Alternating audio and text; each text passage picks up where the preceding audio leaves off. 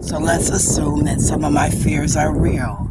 Like I was really raped at the Simpson house where they drugged me with the Kool-Aid, operated on me and gave me a surgery based on the T3, T9 incident. And they've been trying to conspire together to make the rest of the surgery look as if it was needed, so that finally when I commit suicide or I'm dead and they bury me, they can act like they did everything for me after the fact, right?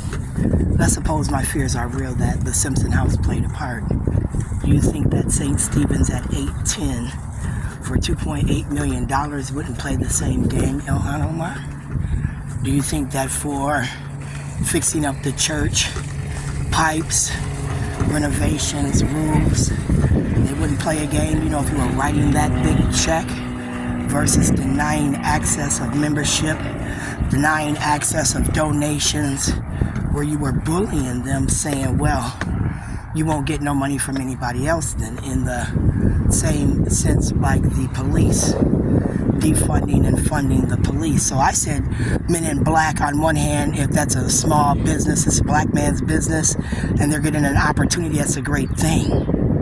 I said if the seed money was stolen from me and it's just a grant where they're recycling the money, like I give it to you, but then you have these detailed things that you have to do to give it back so that I can give the money back, so then I can account for it through the grant, through the study, which I claim is out of the Robert E. Jones, where Bernedia Johnson for 5 years, as she was superintendent of Minneapolis District Number 1, was told she couldn't do it because it might harm somebody, which for me was Shayla. That harm was my daughter.